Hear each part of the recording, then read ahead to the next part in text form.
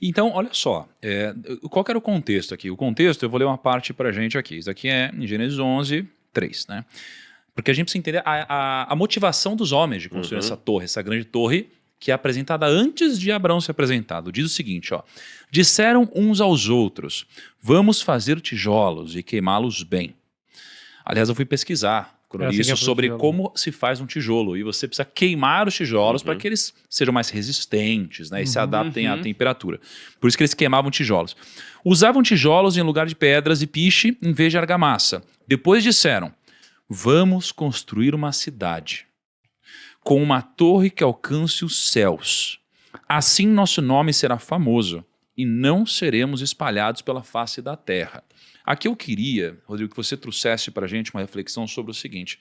A motivação deles aqui não era a motivação alinhada com a vontade de Deus. Não. Porque a vontade de Deus era que eles se espalhassem pela terra. Crescer, multiplicar e encher a terra. Exatamente. E aí a motivação deles de ficar na mesma terra gera uma consequência. E a consequência é colocar muito poder na mão de poucos. Vou falar em linguagem de negócios. Vocês sabem que no comércio, se eu falar uma bobagem agora, eu peço para vocês me corrigirem, quanto mais empresários de um mesmo setor houver, melhor para o consumidor. Sempre. Porque a concorrência faz com que o produto fique mais barato, com melhor qualidade. Agora, quando você começa uma oligarquia perigosa, que o camarada compra todos os tipos de refrigerante e só ele fabrica refrigerante. É um monopólio. É um monopólio. Assim. Ele põe o preço do mercado que ele quiser. Você está entendendo? Ele cria um falso concorrente. Os dois produtos são dele. Sim.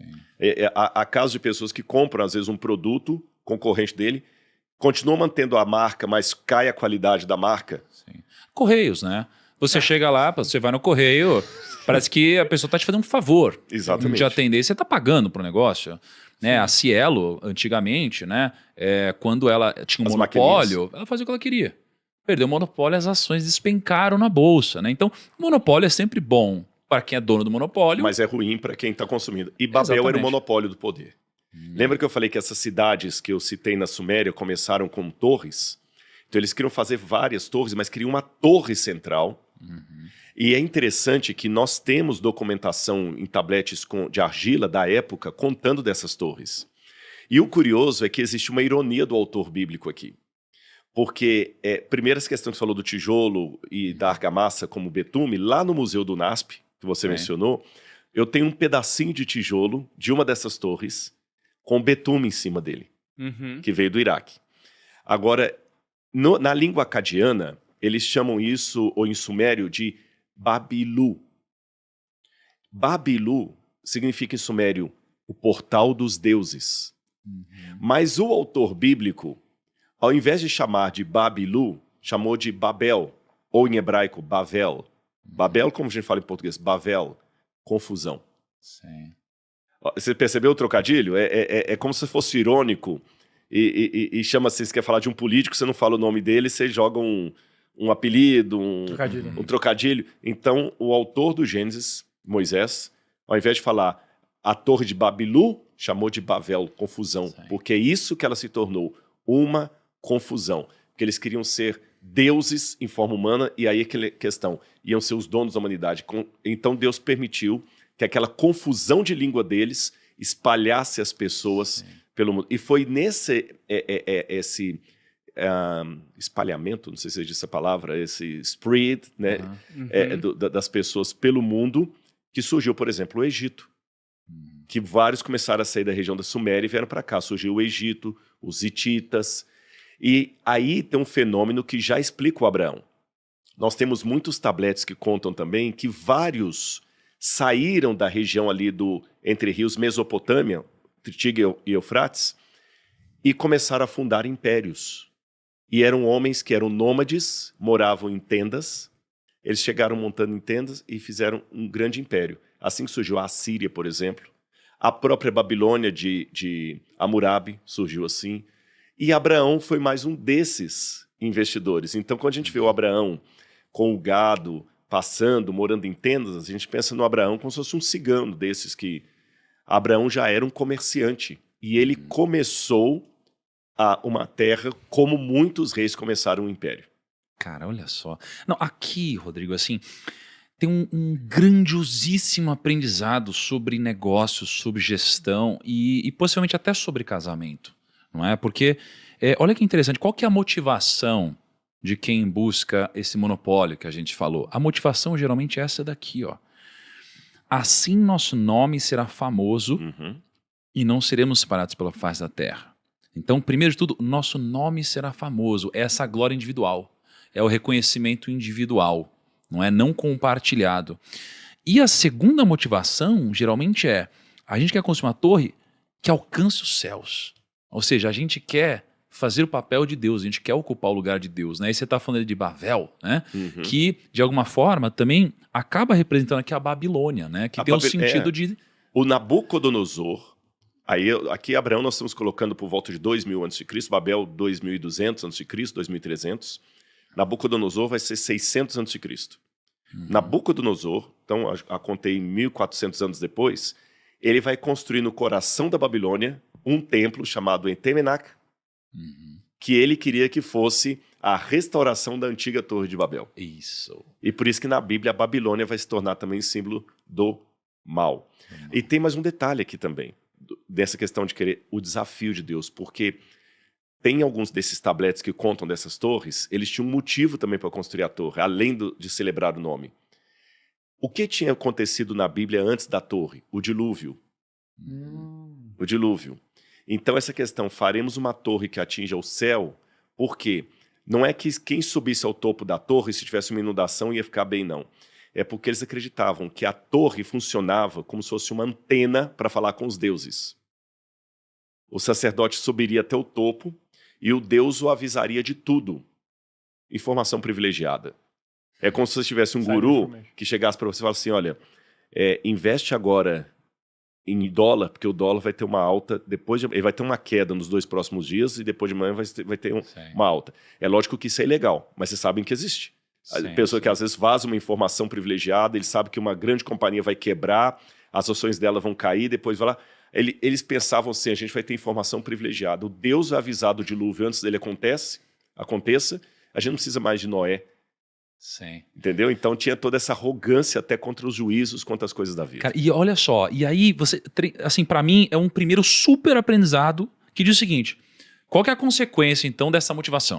A gente precisa entender isso. Se a minha motivação eu quero a glória pela glória, e eu quero ocupar o lugar de Deus, ou seja, eu estou querendo os meus planos, e eles são contra os planos de Deus, qual que é a consequência disso? O Senhor desceu para ver a cidade, a torre que os homens estavam construindo, e disse o Senhor, eles são um só povo e falam uma só língua. E começaram a construir isso. Em breve nada poderá impedir o que planejam fazer. Venham, desçamos e confundamos a língua que falam, para que não entendam mais uns aos outros. Isso daqui é sensacional. Ou seja, metaforicamente falando, eles, por falarem a mesma língua, eles conseguiriam conquistar qualquer coisa. A comunicação era clara, era alinhada, todo mundo se entendia. E Deus olhou para isso e falou, meu Deus, daqui a pouco não vai ter nada que eu possa fazer. Claro que isso aqui é um aprendizado que Deus quer passar para a gente. Não tem nada que Deus não possa fazer. Mas quando ele olha para isso, ele está se referindo ao seguinte, ao grande segredo de que para se conquistar qualquer coisa, a comunicação ela é essencial. E aí, o que Deus faz para que esse plano seja impedido?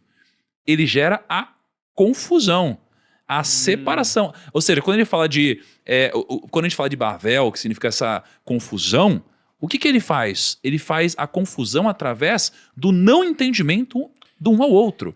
Então, todo mundo falava português, aí do nada começou a falar italiano, espanhol, francês. Exato. Aquelas línguas básicas que a gente... Então, se todos eles trabalham com excelência, ou seja, todos têm uma visão alinhada, trabalham com excelência, são incríveis profissionais, que devia ser o caso ali na época, e de repente ninguém mais se entende, cara... É desalinhamento total. Não dá. Vai rolar briga, estresse, discussão, vai começar a dar problema. Então aqui você tem o grande segredo de um trabalho com excelência e você tem também a grande maldição de um trabalho que não dá certo. Não é? E faz sentido essa lógica, né? E Deus, de novo, Deus é irônico, porque na maneira como está no hebraico aqui, quando fala assim, façamos tijolos, aí é labiná. Labiná. Tijolos, façamos tijolos, labiná. Aí quando Deus fala o seguinte, vamos confundir, Nebla. Só trocou a sílaba. Labná, tijolo. Nebla, confundir. Vocês estão achando que estão fazendo muito tijolo? Eu vou confundir, porque o tijolo também, lembra, fazia parte daquelas invenções sumerianas que eu falei. A questão de fazer o tijolo também, lembra da cerâmica que eu falei? Fazia parte. E hoje a gente nota isso no mundo corporativo. Você nota que quando a pessoa cresce... Aliás, eu tiro 2 lições aqui já de cara. O problema aqui não é ter sucesso ou não ter sucesso. Deus não condenou os líderes de Babel, ou Bavel, porque eles tinham sucesso. É pela intenção deles com o sucesso. Porque se Deus estivesse condenando o sucesso pelo sucesso, ele não teria abençoado Abraão. Perfeito. Teria feito Abraão um pobre franciscano. Abraão teve sucesso. Então, o problema não é ter sucesso. Sim. O problema é a sua motivação para o sucesso. Por que eu quero ser rico? Por que eu quero ter negócios? Por que eu quero empreender? É para minha glória própria? Para que o meu nome seja celebrado? Ou para que outras pessoas possam ser abençoadas? Que Deus falou com Abraão, em ti serão benditos todos os povos da terra. Então, seja qual for o meu sucesso no mundo acadêmico, no mundo profissional, no mundo empresarial, ou mesmo como um trabalhador assalariado, eu tenho que escolher. Eu quero ter sucesso para que o meu nome seja glorificado ou para que, através de mim, Deus abençoe outras pessoas. É o método de Abraão ou o método de Babel? Isso é muito claro de ser colocado. E a segunda questão é essa. Quando você cresce e tem sucesso, mas não tem sabedoria, a história de Babel se repete. Tanto é que o que a gente vê hoje em muitos mundos corporativos, por exemplo, empresas familiares. Chega um tempo que o grande que fundou a corporação tem que tirar todos os filhos do poder, porque a hora que entra começa a dar confusão, é um filho brigando com o outro, aquela coisa. Ninguém se entende mais. É um diretor brigando com o outro. Sucesso sem sabedoria não sucede.